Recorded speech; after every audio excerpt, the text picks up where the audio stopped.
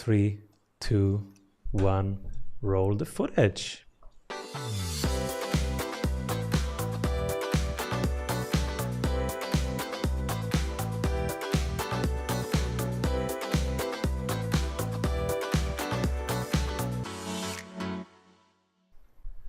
Welcome back, everyone. I'm Severino, your host. And today we talk AI. We want to be pioneers here. Everybody's talking AI. How can we get one leg further forwards? How can we be part of the forefront of the conversation? And not just the conversation, but maybe how can we have an easier life, a better life? Can it help us with content creation? That's why I asked Julia McCoy to be here, because she is the OG of this. And I hope we will learn so much. I have my notes here. I will take notes and I will implement everything that she will share with us. So welcome, Julia. Oh, thank you, Simon. Love it. I'm so excited to be here. Absolutely. What brought you to this topic? That is the million-dollar question. Well, I was a writer for 11 years, so I love to write. It's my thing. I dropped out of college to figure out how I could make money doing it when I was 19, and I started a writing business. In 3 months of building a freelance business, I had more clients than I could handle. So I was like, let me just start a business. Didn't know anything about doing that, and started a business. And we were actually one of the first to launch an e-commerce platform for human writing services back in 2014. So I was able to do a lot in the industry. In 2021, had 100 people. We were nearing 6 million total in sales, and I decided to sell because I saw GPT getting better and better. But I'll tell you, in 2021, I did not think it would replace any part of what I was doing. I was so skeptical because, we're talking like I saw the article spinner in 2013. You talk about garbage. That thing was horrible. So that's what I was used to with AI. But when GPT came out and it was 1, 2, 3, now we have 4, we have 5 coming, which is AGI, which is a whole nother thing. Talk about Skynet. We can go into that if you want. But when at that stage in 2021, I sold the agency because I had been doing it for 10 years and I just wanted to get out and do something else and see where I was going. So in 2022, I spent that whole year full time as a coach, consultant, really did some amazing things that I loved doing, helped 10x a couple people's businesses. And it was an amazing year. And at the end of the year, here comes ChatGPT in November. And it had 1 million users in its first week, 100 million in its first 3 months. Turns out it's the world's fastest adapted to technology. But when I used it as a writer that sells content by the word, and usually I get paid anywhere from 500 to over 1,000 per article because it's so expert level, I didn't find ChatGPT even able to save me time. It was adding garbage to my workflow. So I was known that year because I have some followers. I built up a brand called Content Hacker with 8 books. So I had people looking to me, what AI are you going to use? Which one are you going to recommend? And I was like, none of them. And I was on stage that year saying AI is garbage. So then this January, I decided to get really serious about researching AI because of the rate of adoption. I'd never seen anything in my life, and I'm in my early 30s. So granted, you could say I haven't seen much, but I did see the internet come along, and that was incredible. So here comes AI, and it's like, looks kind of bigger than the internet. So I'm like, I better get into this. So in January, I researched a ton of tools, and I'm asking all the founders the same questions that I asked last year, which was, what are you doing for the lack of facts? What are you doing for the superficial output? What are you doing for inaccuracy research? And that year, 2022, there was no good answers. It was either really terrible answers or I was ignored. Like, let's not worry about that. You have to worry about those things if you care about content. So in January, I found this tool. I was watching a video from Adam Onfroy, a top affiliate blogger. And this tool that he showed in the video looked like my workflow. It had the SEO editor there. It had all of the tools. It looked like it had grammar editing built in. It had the SEO formatting. It had headers, structure. Everything was there. Plus, it was writing the content. And it wasn't just writing like ChatGPT generates content. It was 2,000 plus words at a time, fully formatted. And it was all original. wasn't plagiarized. So I was like, what is this? It looks like somebody has figured it out. So I immediately checked out that tool. It was called Content at Scale, and gave it to my writer. She came back to me after a day of using it. And she's like, we're going to save 7 hours per blog using this tool. Like, that's how much time we're actually going to save. So, and at the time, I do hundreds of blogs. So we're talking hundreds of hours of savings. And then the cost associated with that goes way down because I'm hiring writers too. So I'm like, okay, this looks like if I were to bet, if I was a betting person, I would definitely place a bet on this tool potentially replacing me. And I had never been able to say that. So knowing that, I jumped on a call with the founder. I was like, how can I work for you? Here's a marketing plan. I'll give it to you for free. Like, what can I do here to join this ship? And the founder is Justin McGill. So he's not your average VC funded type of person that's just in it for the exit or the quick buck. Like, he really comes from a background of content marketing, SEO, building real businesses for 25 years. So he was serious about it and making it a real solution, which I really appreciated. So we jump on that call. He offers me VP of marketing. I say, sure, let's try it. Even though I'm an entrepreneur, I don't know how this is going to go. And then 3 months later, I pitched him on being the president because I was doing so much and it was so much fun. And then fast forward to this August, I'm now the partner. I sold my business, Content Hacker, to Content at Scale. So now that company owns mine, and I'm going all in because I really believe this is the future. Who are the people you are working with on the client side, and what are their questions when they come to you?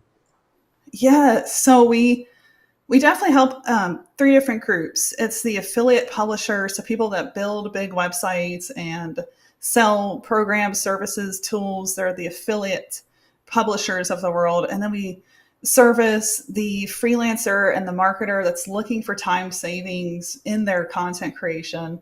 And then we serve the executive and their team. So teams of marketers that need a robust solution.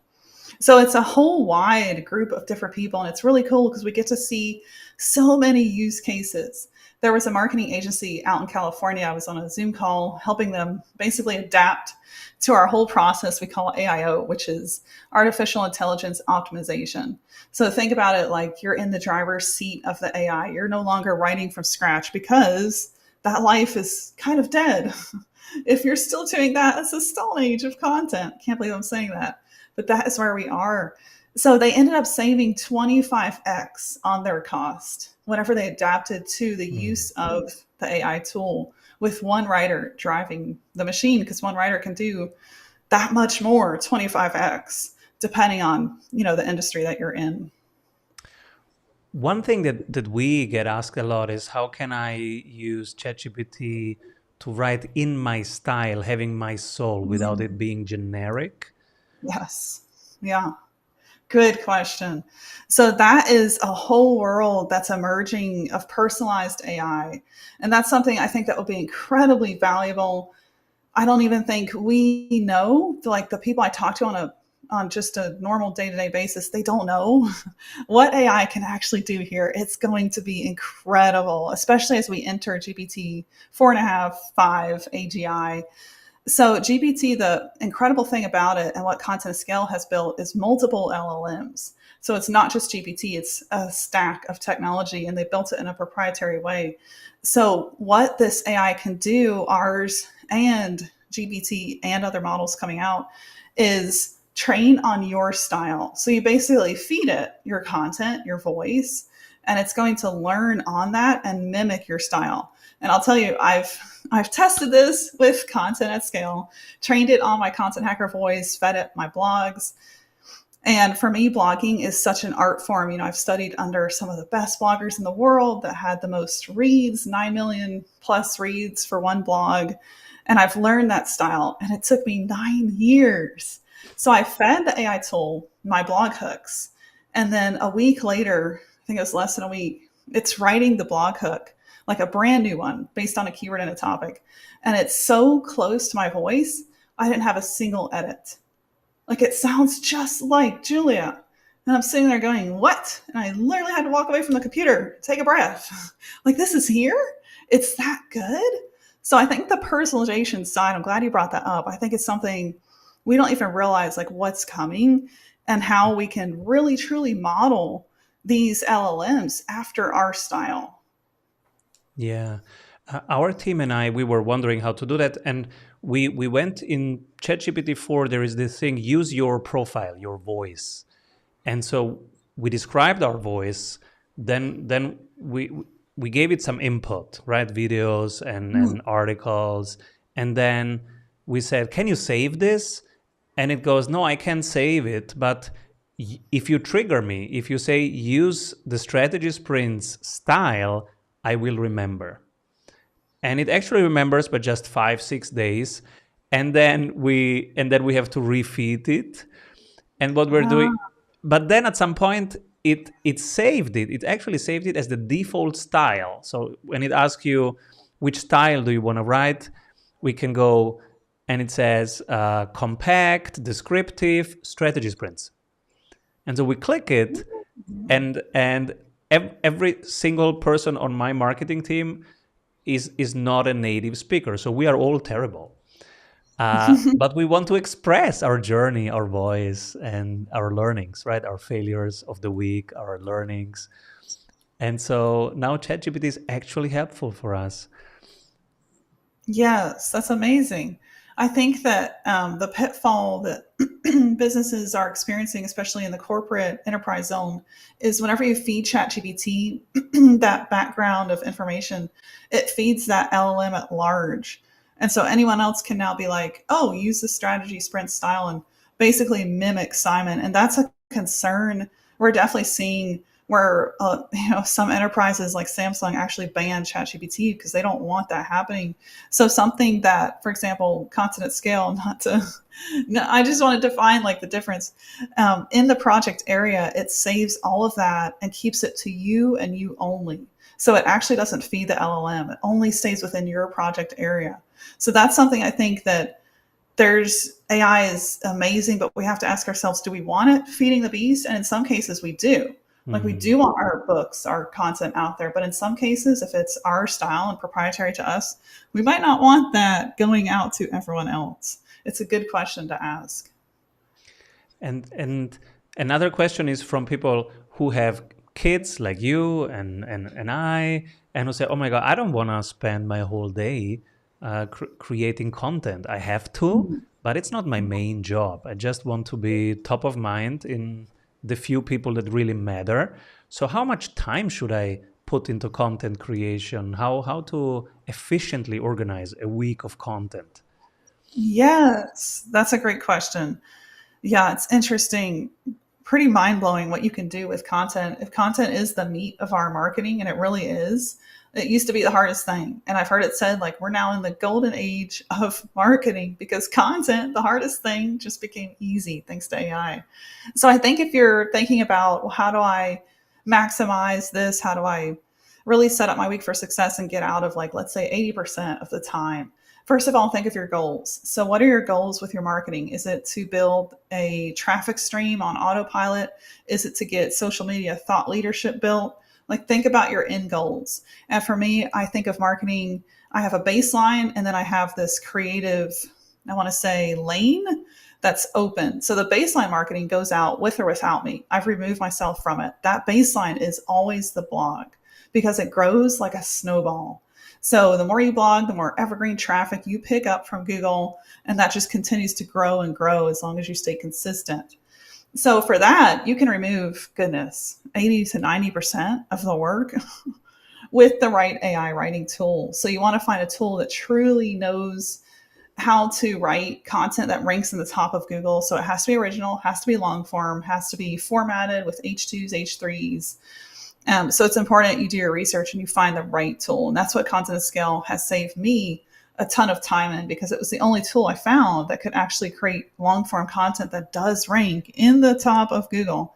Surfer's another one you could test out as well.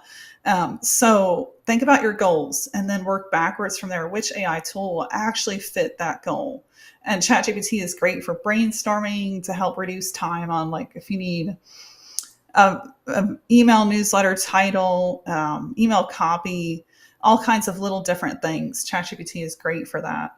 But work backwards from your goal, and it'll really help you identify, okay, which AI tool and how do I actually use it? Another question we get a lot is titles. YouTube seems to be totally around titles because if you want them to even open it, click it, the title is actually the whole game. And so Yes. everybody's trying to find out what's a good title.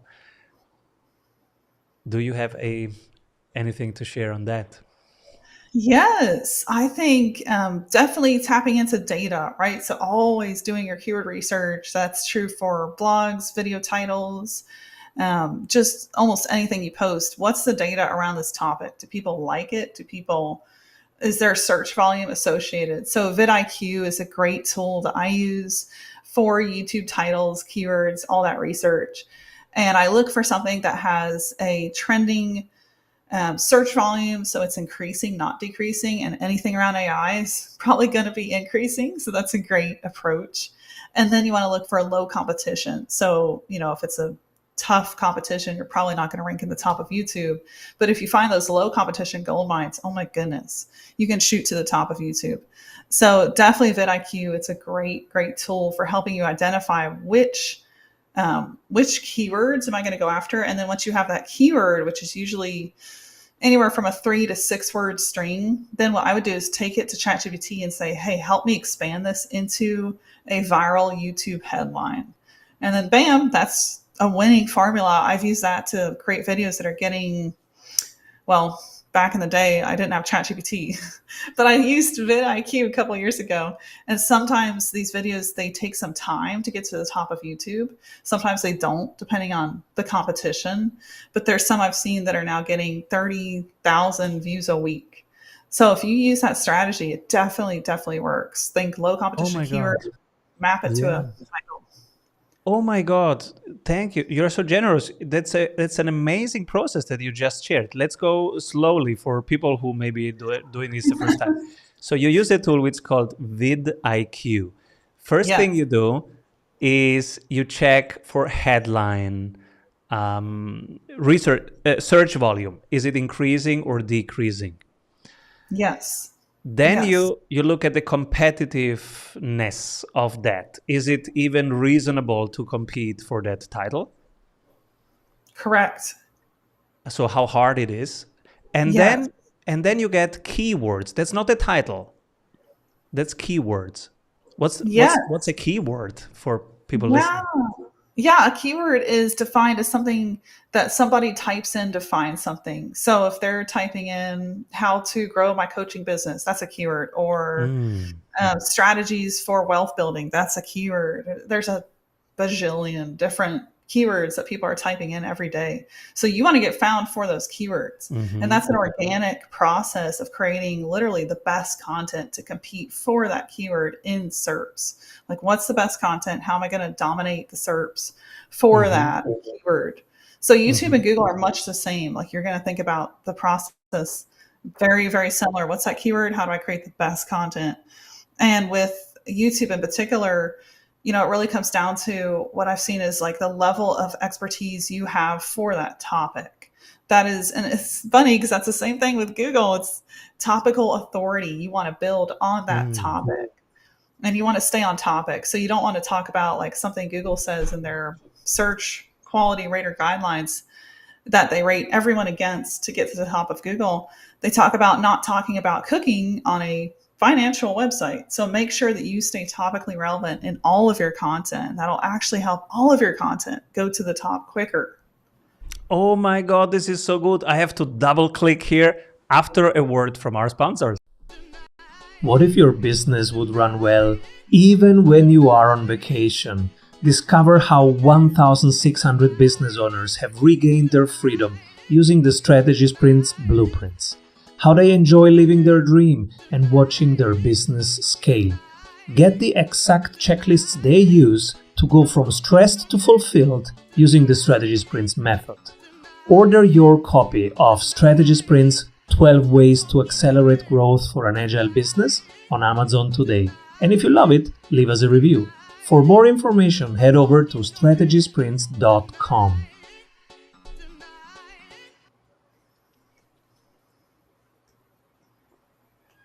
Topical relevance and topical consistency.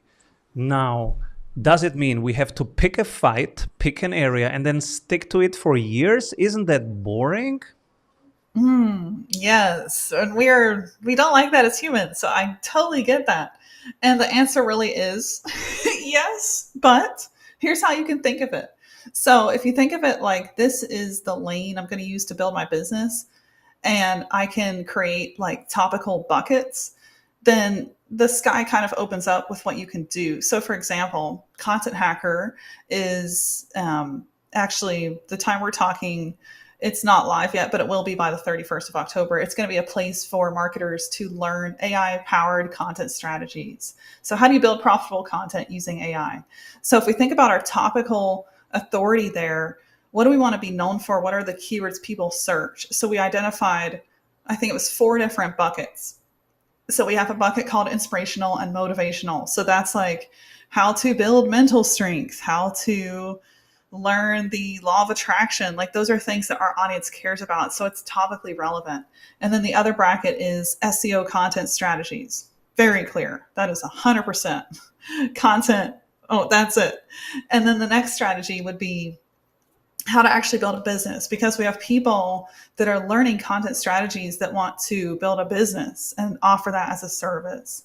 And then the other strategy or the other topic area bucket is content marketing as a whole, like the industry where it's going.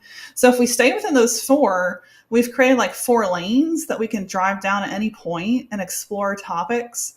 And we still we're going to have a plethora of amazing unique topics to find and go down. So it's not like, okay, I only talk about content. How did you find out that those are the topics that your people want to see? Yes, we do something pretty deep. Typically, you hear you need to build a persona, you need to survey your people, find their commonalities. But what I like to do is market research with an actual customer. So, what that looks like is I'll get on a Zoom call for an hour, basically treat it like a free service. Like, I'm going to give you coaching, I'm going to consult you, or maybe it's a customer that actually paid me for that call. So I find that's the best way to approach this. And then during that call, you just listen to their problems. That's it. You just, and you can ask them questions because people love telling you their problems in the hopes that you'll have a solution. So it's like, oh, well, what causes you to stay up at night? What's the pain point behind why you're not able to achieve that? What have you struggled with? What's the reason that you've been held back for 10 plus years? So as you listen to them, and this is very easy to do on a coaching call because they're already coming in with that mindset, then you just look for what are the questions that they have, what are the fears that they have, and then that turns into those pillars where you can pull topical authority from. And those 4 that I was sharing with you, that's 100% based on a whole persona that I outlined, share with my writers. And these writers now drive the AI. So they're not, sitting there creating content by hand. Our cost has gone down so much. But that's what they listen to first and learn from, is that call recording with that real person. So we always think of them whenever we're creating content.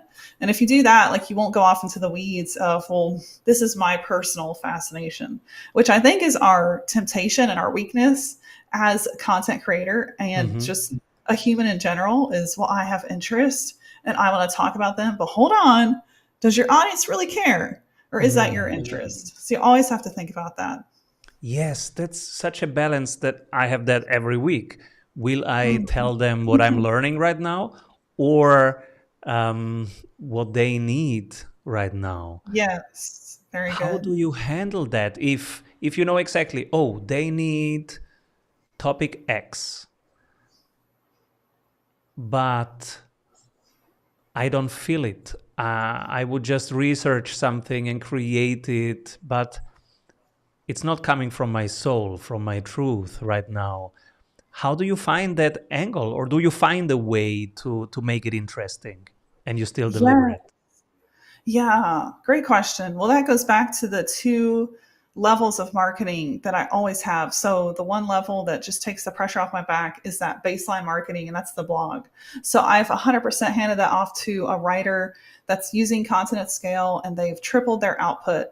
So that writer is just pulling from a huge list of keywords that we have, and they're writing content consistently. And I just read it and it's good to go. And what that does is that builds up our traffic on autopilot. So we never have to worry, oh, you know, you don't want to be that cobbler that is ever in a place of not having your own shoes. Like that is just never a fun place. And after 11 years, I want to have a business I can exit, right? So the way to do that, have a baseline form of marketing that dominoes, that snowballs. And then that second level, I treat as creative marketing, the socials, posting there. So the way that I get ideas there is I think about something shocking or crazy that happened to me that can be a really good story. And then I post that, and then I wait for conversations. And those conversations on that story, well, why do you think that? Well, hold on. What about this perspective? Well, hold on. So something I did yesterday to test this out was I posted a receipt of what Facebook paid me for 6 months of doing reels, and it was I horrible. saw it. Yeah, you $13. are getting paid by Facebook? Nobody here is getting paid. And my point was, which relates to the topical authority, hey guys, this is why you need to build a business. Don't ever rely on the platforms because they are not in your interest. They're in their interest, which makes sense.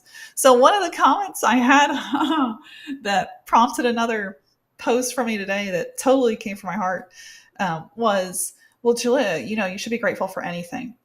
And that comment really made me realize there are people out there that have the wrong mindset. Because here's what happens whenever you settle for a yes. On one hand, gratitude, key. If you don't have gratitude, like your whole life is off balance. So I completely agree with that perspective. But on the other hand, if you're settling for that, you're not making room for the bigger opportunities. So that was my next conversation, was based on what that person was commenting. And there's just so many good things that come from starting conversations. And the way to start conversations is always to do something controversial that exposes something, that busts a myth, that shocks people's normal way of thinking. If you do that, you create conversations. And out of those conversations can come your best inspiration for new content pieces.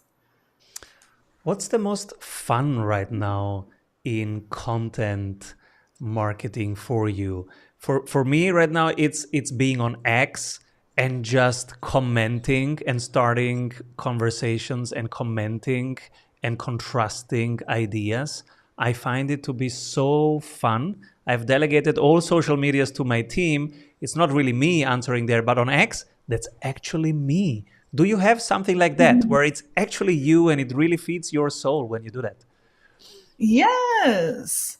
Yeah, I would say, weirdly enough, the platform I am able to build the most rapport on just really gets me inspired, and I get incredible responses. It's actually Facebook. Facebook. So it is. So I was able to become a creator there last year. So I went from just, you know, a regular profile over to a creator profile. So with that profile, you have more reach. You have incredible, like your story visibility goes way up. So I'll post things Mm. as I'm inspired, and the responses are How did amazing. that happen? Did you get an invite from Facebook? Are there any milestone to reach? Yeah, you know, I think it's accessible for almost everyone. It's just buried in the settings. If you go to your profile, go to settings, look for creator mode. It's either creator mode or creator settings or something like that. And then you tap on it, and then you tap another button that says turn on. So I found that button after I probably had that option available to me for a year, and I didn't even know it. So I kind of hate Facebook really needs to do better there with telling us that this is available. Everyone, if you're listening, go to your Facebook profile, Do go to it. settings, creator mode, and turn it on. That simple. Yes. And so, what changed since then? Now, when you post something, what's different? Yeah. So under that creator profile, you have access to, you can actually run ads straight from your account that has friends on it, which is incredible. You can boost posts from that. So you don't have to actually use your page anymore. You can use that. I'll probably shut down all my pages because the reach on the profile is just, it's insane. And then besides reach, you can activate verified subscriber. So that's, that's a pay to play thing now. Meta totally copied from X. And so it's pay to play. And that's available under the creator mode. You can just So pay people and you can have pay that you to see some extra content? That's available on Instagram. I don't think it's yet on Facebook. The way Facebook's doing it is they're calling it stars and they're only associating it with reels. So if you post a reel, you can turn on stars if you're in the creator mode, and then people can actually send you stars. This is true for live streams too. And then that stars turns into basically cash that goes into your account. Oh, yeah. That happened recently.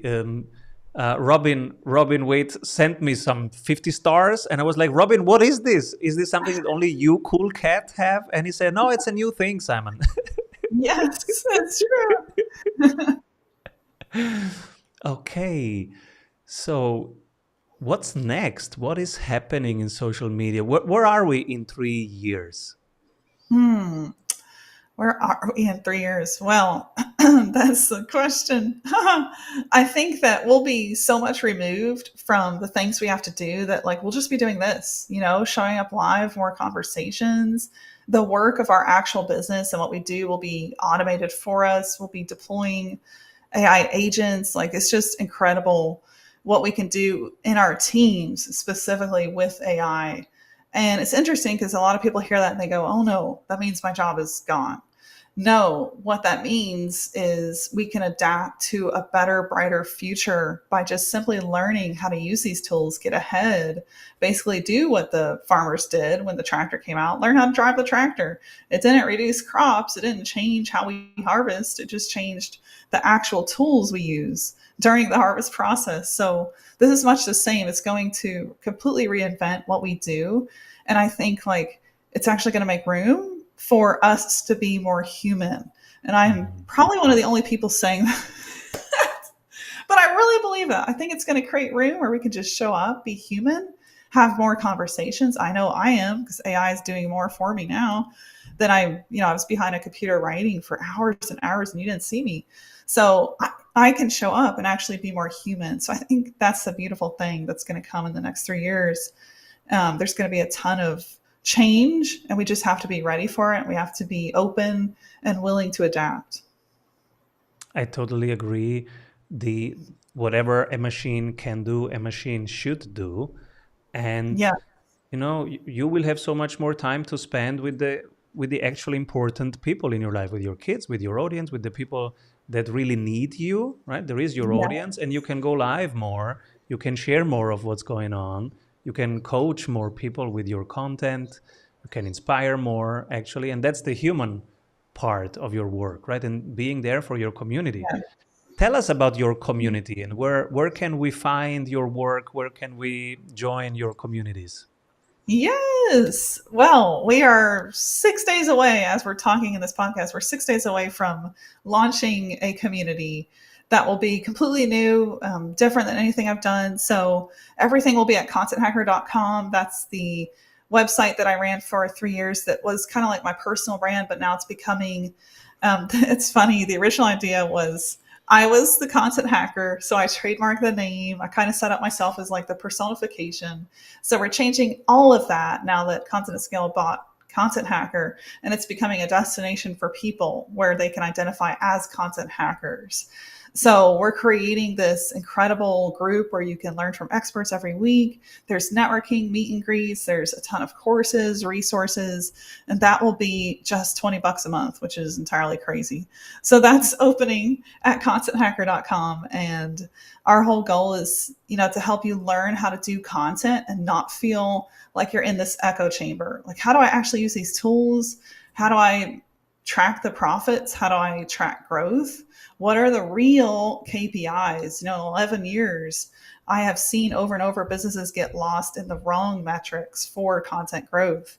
And there's key metrics you want to pay attention to that truly equal growth, like conversations, sales. But like, how do you do that? How do you actually walk that path? So that's what that community will be for.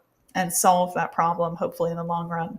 But we're really excited to launch that. So that goes live the 31st of October at contenthacker.com. This is so cool. And I wish we had 3 more hours because I have 200 questions that just popped up in my mind. So I will ask you back, Love it. Julia. Yeah, I will let's ask you do back. it. And even share, get the community to also bring their questions, and I will ask more. And I will connect everywhere on socials. Where should we connect first? Instagram, X, YouTube. Where should we go, Julia? Yes. Well, I love X, YouTube, Facebook, LinkedIn. Those are definitely my top. So I'm Julia McCoy on all those platforms. You can find me. Would love to connect. I'm sharing, a lot of what's happening as it happens. So you'll see like inside looks. You'll see sneak peeks at things. Like it's a lot. So let's definitely connect. And you can find me, Julia McCoy. And on X alone, you have 20,000 followers. Are you making money also on X? You're crushing it. Oh, thank you. I ran a Twitter chat about 7 years ago, and that thing did really, really well. So it helped definitely grow my presence there. But no, they're not paying me. I'm actually paying them. I'm Do paying an you ad spend. do you run spaces? Should people run spaces? Mm, yes. Well, I'll tell you, whenever Clubhouse came out, I was actually one of the people spending hours on Clubhouse. And what I found was you really want to think back to that concept I explained earlier, which is like the baseline form of marketing where you've removed yourself as absolutely growing your channels every day. And then that creative lane. So if you ever say get lost in, oh, let me just test and play with these new platforms all day, and your baseline doesn't go out, well, that new platform is so unproven. What can Mhm. happen is you lose all of your audience there in a matter of a day. Like, let's say if that space goes away and nobody's going to remember you, but you have lasting visibility on things that are more evergreen. So that's why I would say yes, like play with it, but don't spend too much time there, even though, like, yeah, you can make great connections, but where are people going to actually find you and buy from you? You have to Mm. be pretty ruthless. Sometimes it's not fun to be ruthless, And but what's you the have to. best baseline? Is it still an email subscription, an unpaid or paid email subscription? I would say the best baseline, like we're talking people that don't know you at all entering your world and then liking, trusting, subscribing, the best baseline is the blog, simply because Google brings in 80% of the world's online traffic. So that is like so underestimated. In 11 years, it's been my form of marketing by 99%. For 5 years, like I didn't write books, I didn't go on stages. It was the blog building me to 7+ figures a year. So what you can do with the blog that's often completely missed because we think of it as like the old thinking was, oh, let me just run a blog to tell people about my life, my haircut, my dogs. And so that was how the blog started. But what the blog has evolved into is this incredible content marketing vehicle. So with all this traffic hitting Google, 8 billion searches per day, if we map the blog to a search phrase that our audience has, like how to build a sustainable business, how to achieve X amount of wealth, like all these phrases, like let's say your person is searching for, and then you get found in the top 3 for that keyword. Oh my gosh, like that traffic is a gold mine. And then all you need to do is map that to an email subscription. So email is your next step, 100% after the blog. How do you get that person to move to the next step? It's going to be email. And it's funny because I've heard, oh, email is going to go away completely. No, it's definitely not. We still read emails. It's not going to change. It is our life. It's a habit. I don't know what I'd do without email. It's almost more important to me. Well, I know it is. It's more important to me than my text messages. So Mm. that is still like the tried and true won't go away. And we have to remember that instead of like what's flashy, what some influencer told us is cool. Like just put some horse blinds on and remember the evergreen stuff and how well it works. Julia McCoy, everyone, thank you for being here, sharing your journey, your wisdom, your concrete tactics and processes with us. And please come back soon. Thank you, Simon. This was such a great conversation. I'd love to. Avoid trying to do thousands of things that doesn't work. We have 274 templates for your business success. Reach your ambitious goals with one-on-one sprint coach. We double your revenue in 90 days. What if your business would run well even when you are on vacation? Discover how 1,600 business owners have regained their freedom using the Strategy Sprints blueprints. How they enjoy living their dream and watching their business scale. Get the exact checklists they use to go from stressed to fulfilled using the Strategy Sprints method. Order your copy of Strategy Sprints 12 Ways to Accelerate Growth for an Agile Business on Amazon today. And if you love it, leave us a review. For more information, head over to strategysprints.com.